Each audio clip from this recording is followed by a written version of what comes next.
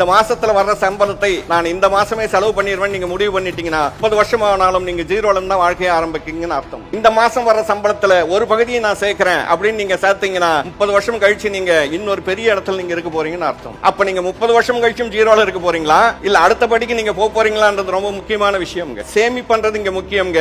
சேமிக்கும் போது எந்த கணக்கும் போடாதீங்க, எந்த கணக்கும் வேணாம். இன்னும் 20 வருஷம் கழிச்சு என்ன கிடைக்கும், 20 இதெல்லாம் வேண்டாங்க. முதல் சேமிக்கிற பழக்கத்தை நம்ம முதல் உருவாக்கணுங்க. அதுதான் இங்க முக்கியமான ஒரு விஷயமா இருக்குங்க. அதே மாதிரி பாத்தீங்கன்னாங்க, எக்காரணத்தை முன்னிட்டோங்க நீங்க வேலைக்கு போவீங்க, அடுத்தவர்களை கம்பேர் பண்ணாதீங்க. அவர் என்ன போன் வச்சிருக்கார், அவர் என்ன பைக் வச்சிருக்கார், அவர் என்ன கார் வச்சிருக்கார், அதெல்லாம் அவங்கவுங்க பிரச்சனைங்க. நல்லா புரிஞ்சுக்கணும், இதெல்லாம் அவங்களோட பிரச்சனை. உங்களுக்கு என்ன தேவை, உங்களுக்கு என்ன தேவையோ அது மட்டும் தான் உங்க கையில இருக்கணும். ஏன்னா நான் தேவையில்லாத எல்லாம் வாங்குறதுனால என்னாச்சுன்னா ஒரு கட்டத்துல தேவையான அத்தனையும் வெளியே போயிருச்சுங்க. ஒரு காலத்துல என்ன தெரியுங்களா பண்ண, கடைசியா இந்த 500 ரூபாய்க்கு 2 போன் கொடுத்தாங்க தெரியுமா, அந்த போன் இதுதான் என்னோட ஃபைனல் முடிவு பண்ணிட்டாங்க. இதை தாண்டக்கூடாது, ஏன்னா அந்த அளவுக்கு போயிருச்சுங்க. அப்ப அந்த போன் தான் எனக்கு கடைசி வரைக்கும், இதுதான் இனிமேல் வேண்டாம், எல்லாத்தையும் பார்த்தாச்சு. அப்ப பாருங்க, அந்த உயரத்திலிருந்து திரும்பி நான் எங்க 500 ரூபாய் போனுக்கு நின்றுட்டேங்க. அப்போ தேவையில்லாத பொருட்களை அன்னைக்கு வாங்கினதுனால இன்னைக்கு எல்லாரும் கையில வச்சுக்கணும். நான் வேடிக்கை தான் பார்த்தேங்க. நல்லா புரிஞ்சுக்கணுங்க. அப்போ தேவை எது தேவையில்லைன்றது நீங்க முதல் பிரிக்கணுங்க.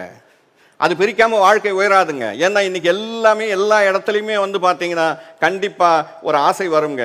அவர் இந்த ஹோட்டல் போறார், அவர் இந்த போன் வச்சிருக்கார், இதெல்லாம் அடிப்படைங்க. மற்ற விஷயங்கள் எல்லாம் இன்னைக்கு இன்வெஸ்ட்மெண்ட்டுக்கு ஏகப்பட்ட வாய்ப்புகள் இருக்குங்க.